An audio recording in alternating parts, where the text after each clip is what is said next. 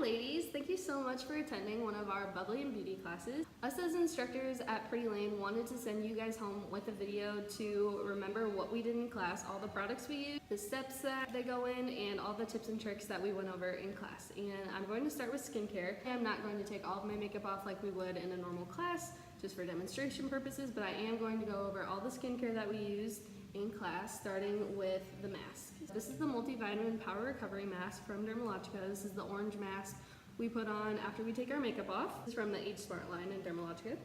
It has vitamins A, E, and F to help nourish and moisturize skin. It also helps increase elasticity and moisture in the skin.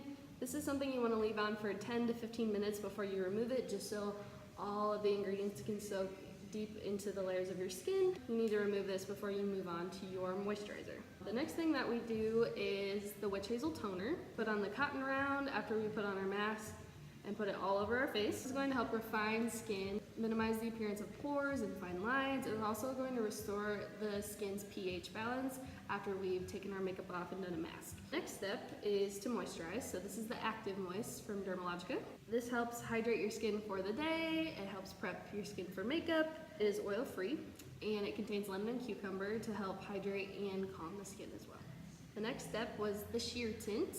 So this is like your tinted moisturizer that we put on. It has a little bit of color to it. It contains SPF, so it's gonna help protect you from UV lighting. And it's just gonna give you that extra coverage before you apply your actual makeup. What we have is the Stress Positive Eye Lift. So this is the eye cream that we put around our eye area with our ring finger. This is going to smooth the appearance of fine lines around the eyes, any crow's feet that we might have. It's also going to help reduce puffiness or dark circles. This is going to be left on for 3 to 5 minutes, and then you can massage any excess that you might still have on your skin. The last step is the Hydro Blur Primer. So this is also from Dermalogica. All these products are Dermalogica except for our Witch Hazel Toner. This is going to smooth the skin and create a barrier between our skin and our makeup before we put our makeup on. This is also going to help reduce the appearance of pores and fine lines and give you that nice smooth canvas before applying your makeup. And then we move on to makeup. A lot of classes we start with eyes just so we don't get messy on our skin before we do our face makeup. So I'm going to start with eyes. So the first shade that we do is Bubbles. We either do Bubbles or Calm. It depends on if we want to use a shimmer or not. We're going to take our dense packing brush, so the thicker one, not the angled brush, and our Bubbles eyeshadow. So this is going to be the lightest eyeshadow that we put on. I'm going to pack the belly of my brush just like this. Get it covered in pigment, tap off the extra, and then I'm just going to put this all over my lid. And I'm doing a packing motion, I'm not doing a sweeping motion, just so we don't get the product everywhere. I just want to keep it in this one area right here on my lid. Same thing on the other side. And remember, packing and stamping, we're not sweeping at all. So that's the first step for eyes. The next step we're going to move on to is our crease color. So this is the medium brown shade that we do Happy. We use this color in every class. It's just a nice staple color for the transition or crease area of your eye. So I'm using Happy, and then I'm moving on to my angled brush. You can see this has a nice angle at the top. So I'm going to take my angled brush, stamp it into Happy, tap off the extra, and then I'm going to stamp this on the outer corner of my eye. So the highest part of the angled brush is going to face out towards the tail of my brow, and the shortest, fattest part of the brush is going to face the outer corner of my eye. And I'm going to stamp that right where my eye angles out. And then I'm going to take the angled part of the brush at the very top, and I'm going to swoop that into my crease back and forth in these windshield wiper motions, just like this, so we can start blending and creating the transition area of the eye. This can get a little messy. It doesn't have to be perfect, but you do want to try to keep it in that general crease area. It should be a very slow process. You want to build color. You don't want to put too much on right away and then not have anywhere to go to blend it. So you want to start with a little bit of product, put that down, blend it in, and then if you would like more color, to go in with more color. So stamp, and then swoop back and forth in your crease. If you don't know where your crease is, it's going to be the part where your eyeball stops and your brow bone starts, so right in between, right there. And if you have a hooded eyelid, you need to go above. So if you're looking at yourself right in the mirror and you can't see your eye makeup, you need to go above that spot, right above your brow bone. That's going to create the illusion that you do have a crease and some dimension to your eye. So that part is done, that's step 2. And now we're moving on to the last step, which is the darkest color. So this is gonna be Daredevil, and I'm going to be using the same angled brush that I just used for my crease. And I'm gonna do the same step. This is a very dark pigmented color, so I'm not taking a lot right away, and I'm tapping off the extra, as you can see. And then I'm going in with the same step that I did for the crease. So I'm gonna stamp on the very outer corner, and then take the angled part of the brush and start swooping it into my crease. I'm not taking it all the way to the inner corner because it's going to make your eye look too dark and too messy. I'm really only focusing it on the middle of the eye and the outer corner. I really didn't put much product on my brush because I didn't want to go in too dark. So now I'm going back in with a little more color on my brush and blending it out. And you can repeat this step as many times as you want to achieve the eye look that you're going for and move on. Now, if you're losing your lid color, the first really light color that we put on, you can always go back in with that first packing brush and put a little more on. It's all up to you. So that is what we do for eyes. And moving on to eyeliner, we showed you guys a couple different eyeliners in class. So we have the liquid eyeliner, the liquid pen, the tip like this, the felt tip. And we also have the pencil gel liner, which looks like this. So this is going to be a matter of preference for you guys, whether or not you want to use the liquid or the gel eyeliner. On the top, personally, I like to use the liquid. I just like the way it looks, and I'm just going to go over my lash line with this. I'm not going to do a wing or do anything crazy. I'm just going to accentuate my natural lash line. I'm anchoring my hand here, and then I'm taking it sideways. I'm not going in straight in, I'm going in at an angle. I'm just going to go straight across my lash line in small brush strokes. I'm not doing one continuous line because it's the recipe for making an uneven line, so I do little strokes all the way across my lash line, starting at the outer corner and working my way in.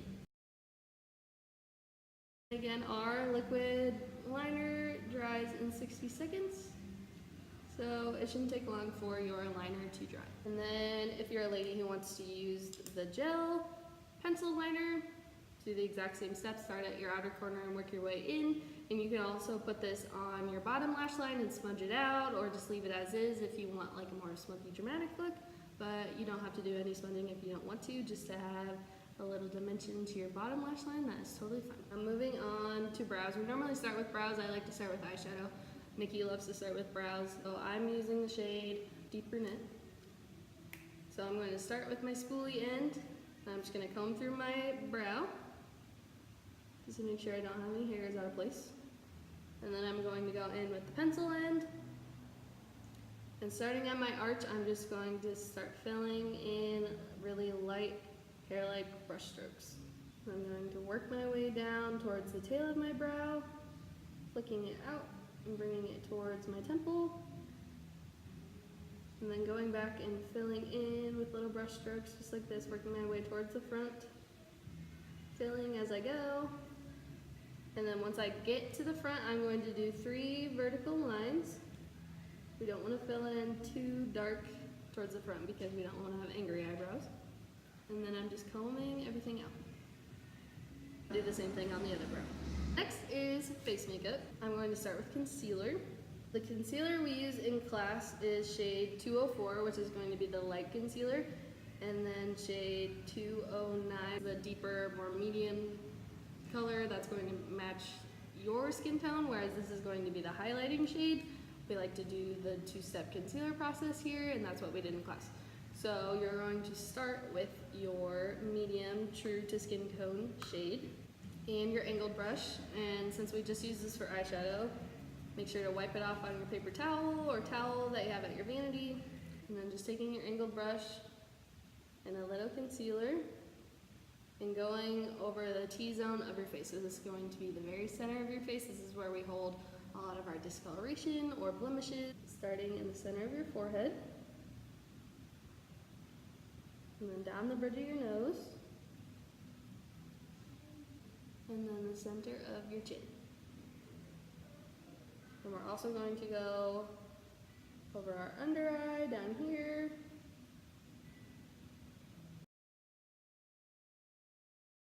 And blending it out with either your finger, you can blend it out with your angled brush, or you could use a silicone sponge. I personally like to use the angled brush. So I'm just going to drag it out.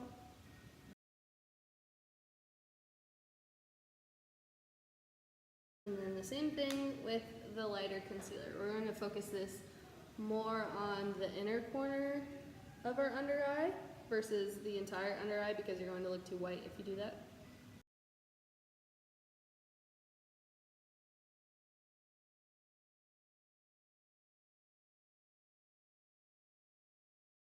So this is highlighting everything. This is going to bring all of our features that we want people to look at forward. And then again, blend it out with your finger or with your angled brush or your silicone sponge, beauty blender, whatever you have at home or that you purchased from class that you would like to use.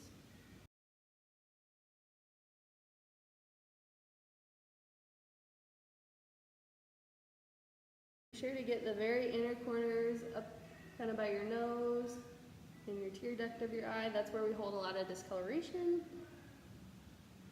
Now moving on to our setting powder. So since we just used a cream product on our face, we don't want to go in with our powder foundation before we set the cream. So I'm going in with our white HD Wonder Powder. This is like a translucent powder. This is going to set all the cream products that we just put down. And I'm using our tapered blush brush. So not the big fluffy brush like this one for foundation. I'm using the smaller one that we use for blush. I'm going in with that HD powder and I'm going over all the areas that I just put concealer down. It's important to set your cream products so they don't crease or slide around on your face or get crepey or cakey looking throughout the day.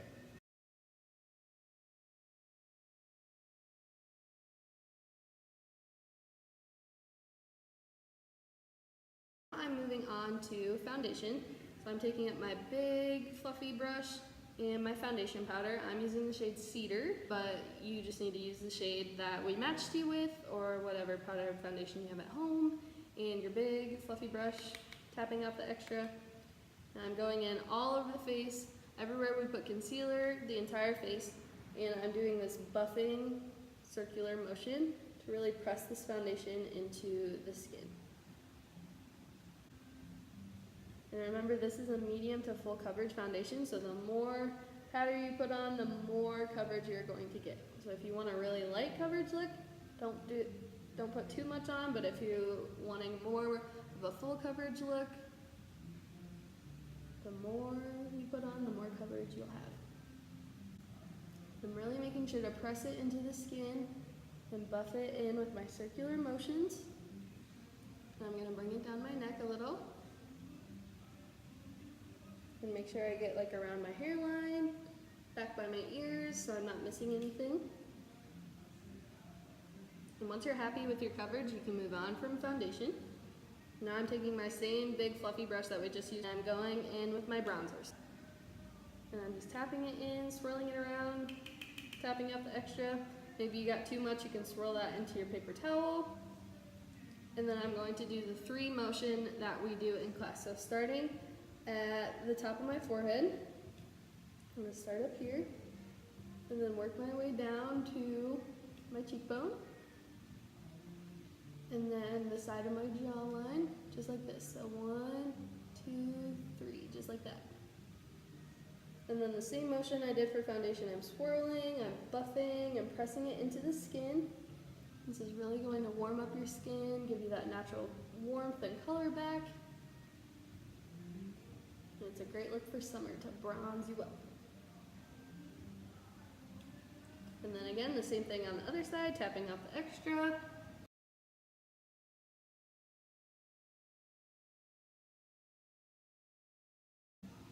And again, pressing, buffing, circular motions into the skin. Get a nice even application.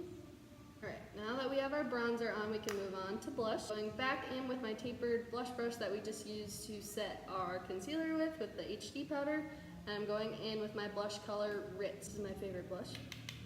And again, tapping out the extra, tapping it into my paper towel so I don't have too much. And then I'm going to smile at myself in my mirror, and I'm going to put my blush right on the apples of my cheeks.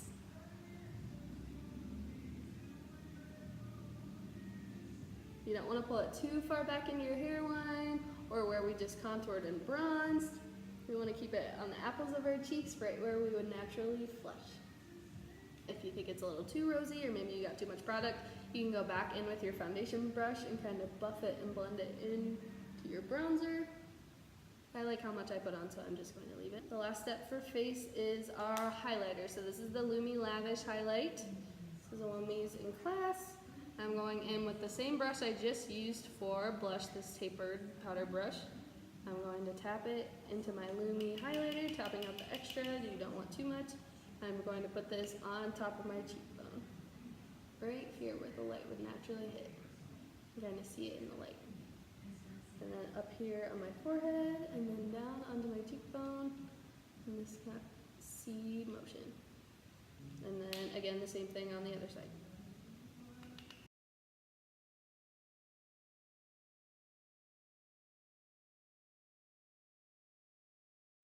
And if you go like this in your lighting, you should be able to see where it is. You can highlight on your face would be the tip of your nose, your cupid's bow, center of your chin, just to kind of give you that natural glowy effect. To finish everything off, we do mascara. So this is the mascara we use in class. This is the L'Oreal Voluminous Lash Paradise Mascara. This is going to be similar to the Too Faced Better Than Sex mascara. It's going to give you a nice, thick, full, natural lash. Just put your mascara on as you normally would. And this is where you can add lashes if you would like to. We love wearing lashes. Sometimes we talk about our lash line that we carry here, Day Lash. So if that's something you're interested in, that would be the next step after mascara, is to apply your fake lashes. For our very last step, we're going to do lips. So I'm going to be using a lip liner and a lipstick. So this is the Dollop Beauty lip liner in the shade Cappuccino. I'm going to take this and line my top and bottom lip. And if overlining is something you're interested in, maybe have like a smaller natural lip like I do a little bit of overlining, not too much, to give me a little more shape. So I'm starting on my bottom lip at the very outer corner and sweeping it around all the way back to the other corner of my mouth. And then the same thing on the top. I'm going to start on the outside.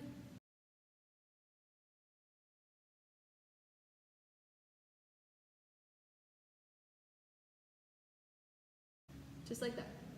If you want to fill in any more with your lip liner, you totally can if you want to kind of give yourself a base color for your lipstick. Otherwise, you can leave it at this. I like to bring it up just a little bit higher, just to give me that natural line and kind of overline to make my lips look a little plumper, a little more full. So that's it for lip liner. I'm moving on to lipstick. So this is our Dollop Beauty Liquid Lipstick in the shade Peace. This is my favorite nude lip to wear. And I'm taking my disposable lip wand because I'm using a tester lipstick. If you purchase a lipstick, we always recommend that you wipe the sides of your applicator off so you don't get too much lipstick or too much product on when you apply it. I'm starting at the center of my lip, just right there, and then moving it around to the outer corners. Our lipsticks are a cream to matte formula, and they also contain vitamin E and avocado oil, so if you are concerned about wearing a matte lipstick and it drying out your lips, don't worry, because it's a nice hydrating formula. And that completes your look. Thank you so much for attending our class and watching this video. I hope it helped you at home with your makeup routine, and that this helps you remind yourself all of the steps that we went over in class and how you can do it at home. So thank you so much for watching. I hope to see you at another class.